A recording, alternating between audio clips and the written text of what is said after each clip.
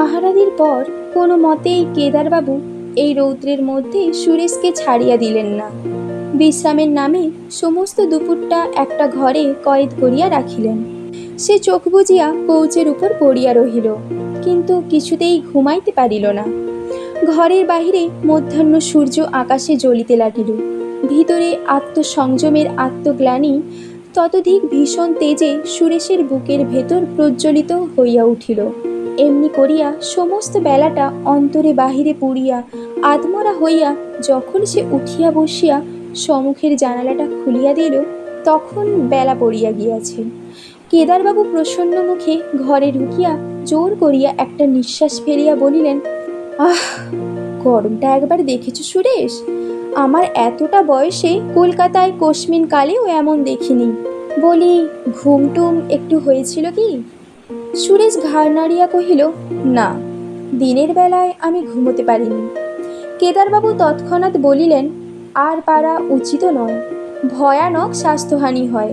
তবুও আমি 3-4 বার উঠে উঠে দেখি তোমার পাখাওয়ালা টানছে না ঘুমোচ্ছে।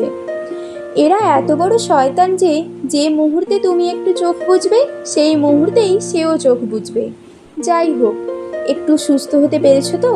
আমি নিশ্চয়ই জানতো এ রোদে বাইরে বেরুলে আর তুমি বাঁচতে না। সুরেশ চুপ করিয়া রহিল। কেদারবাবু ঘরের অন্য জানালাগুলো একে একে খুলিয়া দিয়া বসিবার চৌকিখানি কাছে টানিয়া লইয়া কহিলেন, আমি ভাবছি সুরেশ, আর গড়িমসির প্রয়োজন নেই। সমস্ত স্পষ্ট করে মহিমকে একখানা চিঠি লিখে দিই, কি বলো? প্রশ্নটা সুরেশের পিঠের ওপর যেন মর্মান্তিক চাবুকের বাড়ি মারিল।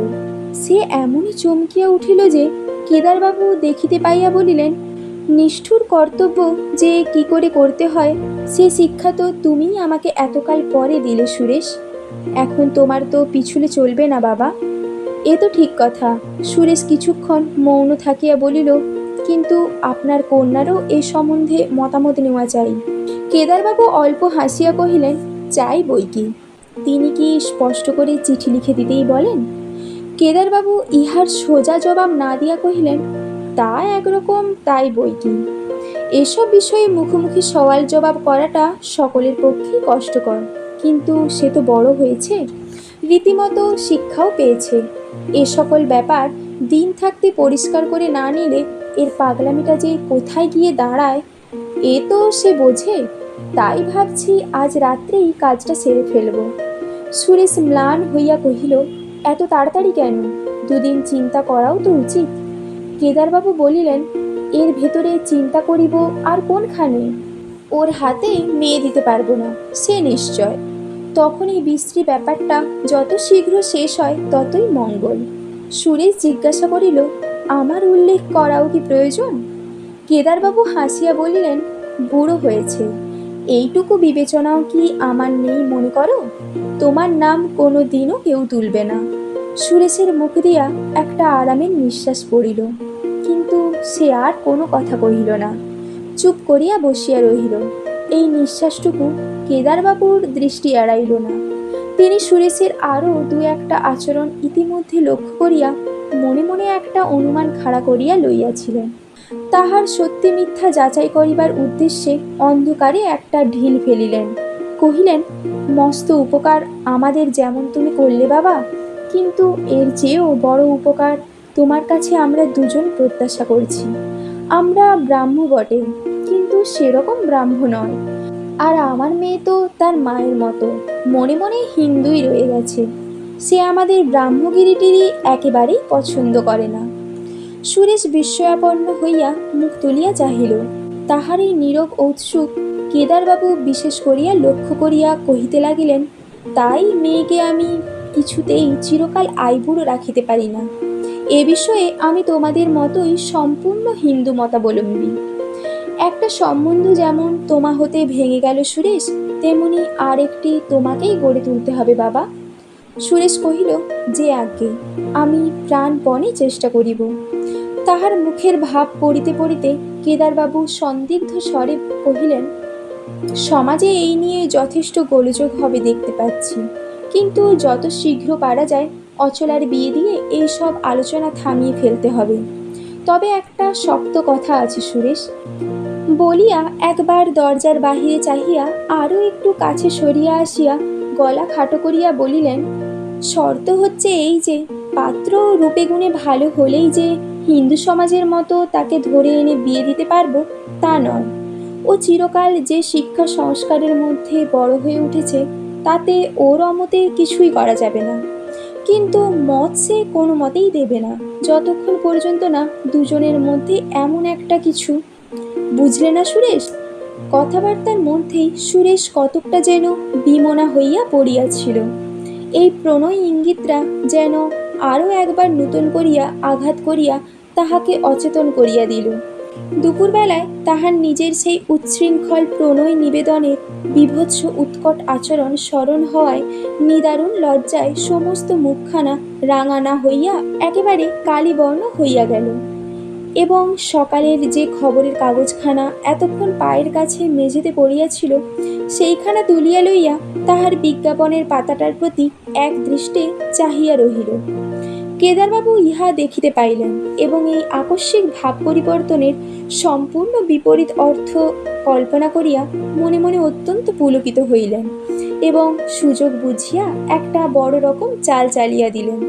কহিলেন, আমি বরাবর এই বড় আশ্চর্য জিনিস দেখে আসছি সুরেশ, যে কেন জানি নে একটা লোককে আজন্ম কাছে পেয়েও এক তিল বিশ্বাস হয় না, আর একটা মানুষকে হয়তো 2 ঘন্টা মাত্র কাছে পেয়েই মনে হয় এর হাতে নিজের প্রাণটা পর্যন্ত সঁপে দিতে পারি। মনে হয় যেন জন্ম জন্মান্তরের আলাপ, শুধু 2 ঘন্টার নয়। এই যেমন তুমি, কতক্ষণেরই বা পরিচয় বলো দেখি? ঠিক এমনই সময় অচলা ঘরে প্রবেশ করিল। সুরেশ মুহূর্তের জন্য চোখ তুলিয়াই আবার সংবাদপত্রের প্রতি মনোসংযোগ করিল।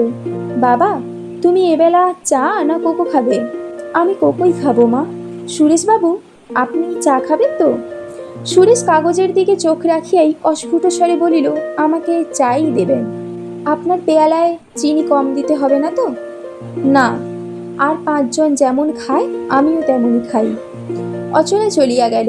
কেদারবাবু তাহার ছিন্ন প্রসঙ্গের সূত্র যোজনা করিয়া ধীরে ধীরে বলিলেন, এই দেখো না সুরেশ, আমার এই মাটির জন্যই এই বুড়ো বয়সে আমি বিপদগ্রস্ত হয়ে পড়েছি।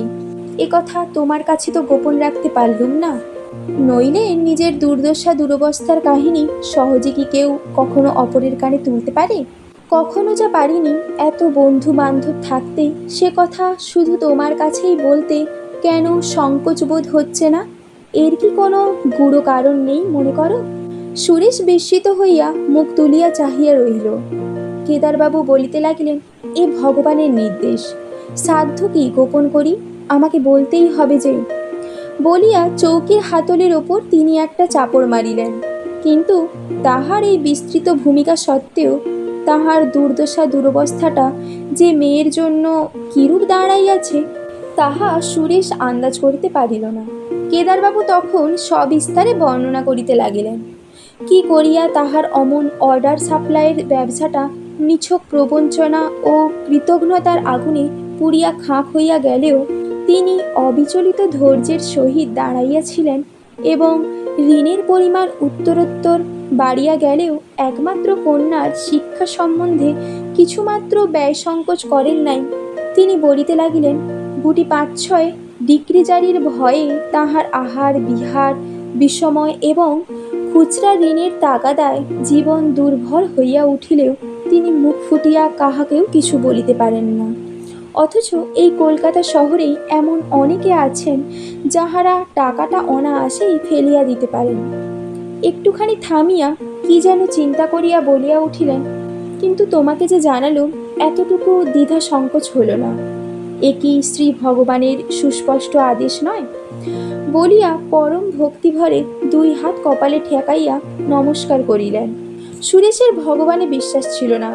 সে বৃদ্ধের উচ্ছ্বাসে যোগ দিল না, বরঞ্চ তাহার মনটা কেমন যেন ছোট হইয়া গেল।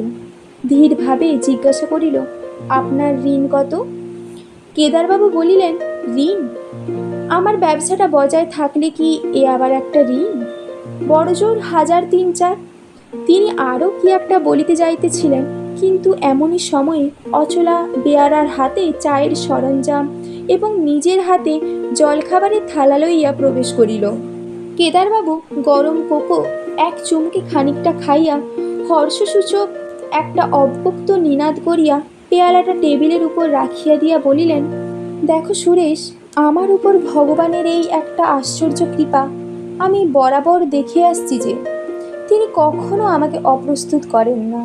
মহিমকে কথাটা বলি বলি করেও যে কেন বলতে পারতুম না, তিনি বরাবর আমার যেন মুখ চেপে ধরতেন। এতদিনে সেটা বোঝা গেল বলিয়া আর একবার কপালে হাত ঠেকাইয়া তাহার অসীম দয়ার জন্য নমস্কার করিলেন। সুরেশ তাহার পেয়ালাটার প্রতি দৃষ্টি নিবদ্ধ করিয়া কহিল, টাকাটা কবে আপনার প্রয়োজন? কেদারবাবু মুখ হইতে কোকুর পেয়ালাটা পুনরায় নামাইয়া রাখিয়া বলিলেন, প্রয়োজন আমার তো নয় সুরেশ, প্রয়োজন তোমাদের, বলিয়া একটুখানি উচ্চ অঙ্গের হাস্য করিলেন। হেঁয়ালিটা বুঝিতে না পারিয়া সুরেশ মুখ তুলিয়া চাহিতেই দেখিল অচলা জিজ্ঞাসু মুখে পিতার মুখের পানে চাহিয়া আছে। তিনি একবার কন্যার মুখে একবার সুরেশের মুখে দৃষ্টি নিক্ষেপ করিয়া কহিলেন, এর মানে বোঝা তো শক্ত নয়, বাড়িটা আমি তো সঙ্গে নিয়ে যাব না, যায় তোমাদেরই যাবে, আর থাকে তোমাদেরই দুজনের থাকিবে, বলিয়া মৃদু হাসিতে লাগিলেন। দুজনের চোখাচোখি হইল এবং চক্ষের পলকে উভয়েই আরক্ত মুখে মাথা হেঁট করিয়া ফেলিল। পেয়ালা দুই কোকো নিঃশেষ করিয়া কেদারবাবুর একখানা জরুরি চিঠি লেখার কথা স্মরণ হইল।